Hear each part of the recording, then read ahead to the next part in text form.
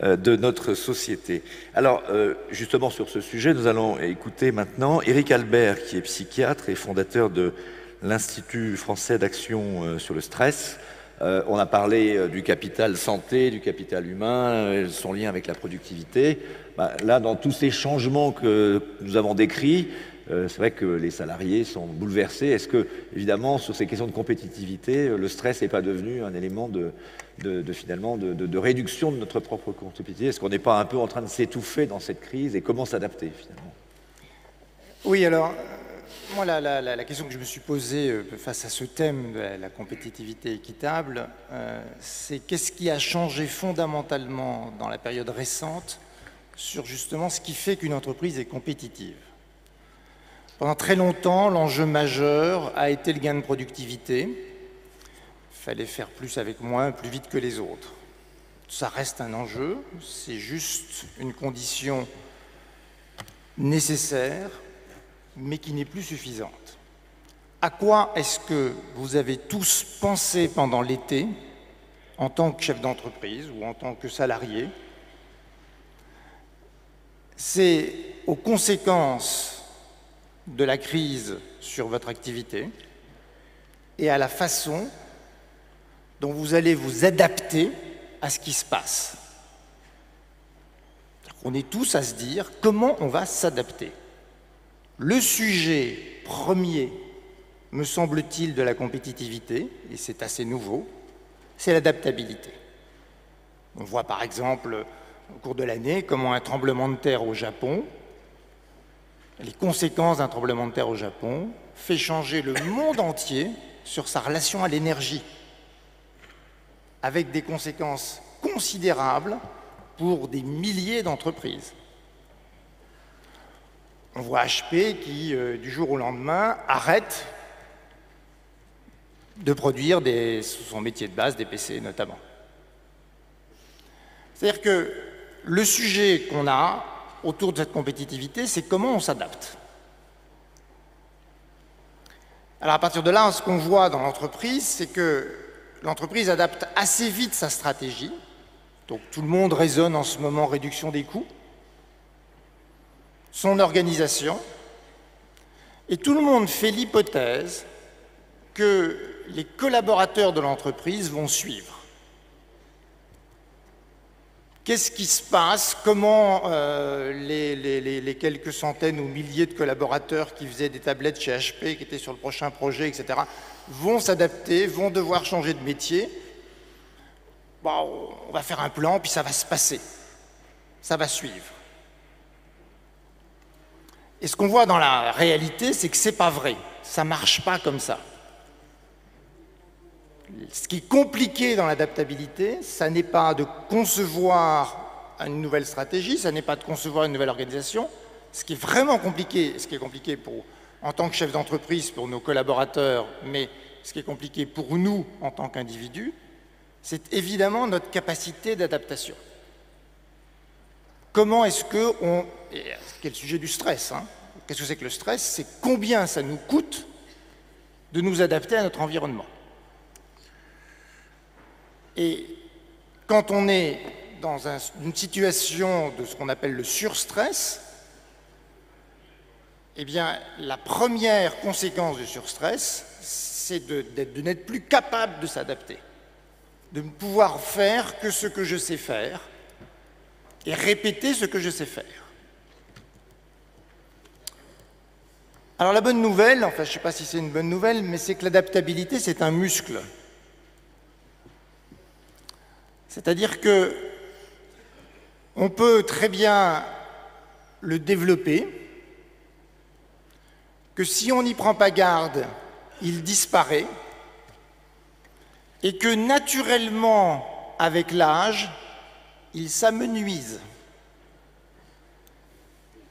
On peut même dire que, d'une certaine façon, la définition de la vieillesse, c'est l'incapacité à s'adapter. Et ça n'est pas qu'une question d'âge, bien sûr. Et ce qu'il faut bien comprendre, c'est que l'entreprise se prépare très très peu à l'intérieur, vis-à-vis de ses collaborateurs, à muscler ses capacités d'adaptation. Pire qu'encore, on voit, et c'est un des paradoxes de l'adaptabilité, c'est-à-dire que s'adapter, ça suppose de sortir de sa zone de confort, donc de se mettre en zone de stress. Mais ne jamais sortir de sa zone de confort et cesser de s'adapter, c'est perdre ses capacités adaptatives, son muscle adaptatif.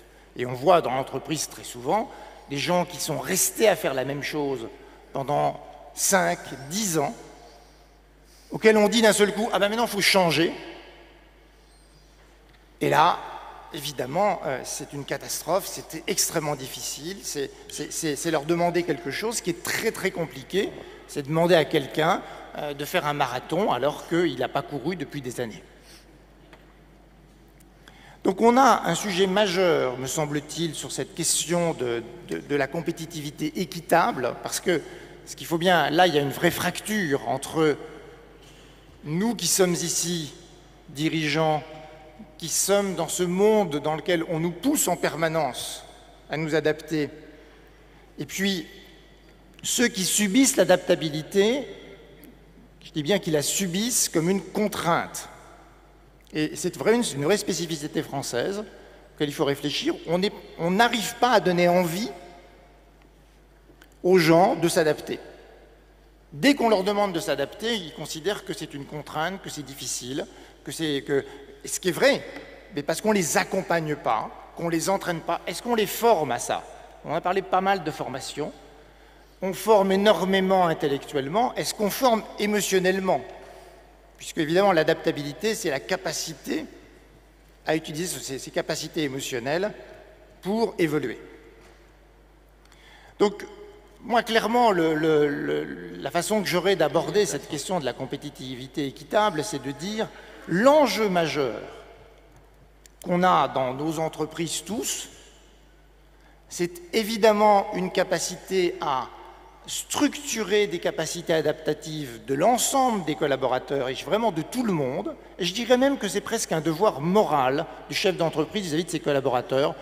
D'une certaine façon, le seul engagement que je puisse donner à mes collaborateurs, c'est de leur garder de la souplesse adaptative. Parce qu'à ce moment-là, quoi qu'il arrive, ils retomberont sur leurs pieds. Et c'est, me semble-t-il, l'enjeu majeur, et je vois bien qu'en ce moment, on voit bien que, vous voyez, avec cette crise qui est en train d'arriver, la tendance pourrait être une tendance complètement contraire de revenir au process, de revenir, de resserrer les choses, d'enlever les capacités aux gens, d'accompagnement des gens, pour se resserrer, se restreindre l'entreprise et évidemment amener l'entreprise à vieillir, parce que quand elle cesse de s'adapter, elle vieillit, et la conséquence de la vieillesse, c'est de se marginaliser par rapport à son environnement, et donc petit à petit dans le monde économique, évidemment de disparaître. Voilà, je vous remercie. Merci beaucoup.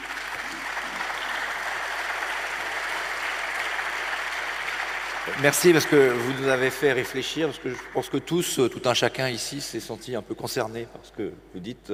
Enfin, moi en tout cas, je peux vous dire que c'est le cas à la tribune, sans vouloir vous faire sourire, parce que c'est difficile pour mon secteur économique aussi. Et je pense que tout le monde pourrait réagir. Peut-être juste un mot de réaction de Jean-Bernard Lévy, si vous voulez bien. Je vous prends comme ça au débeauté, mais avant de passer à la suite, je trouve que c'était tellement... vrai, je trouve, ce qu'il vient d'être dit. Je partage ce qui a été dit, notamment le devoir moral, et c'est bien le nôtre. Vous l'appliquez dans vos changements, cas, vous avez mis en place ce type de process. Ça fait partie des valeurs de l'entreprise que, effectivement, de se sentir investi du rôle d'impliquer... de préserver cette capacité adaptative. Oui, et de faire en sorte que les changements soient acceptés et positivés. Comme des valeurs de dynamisme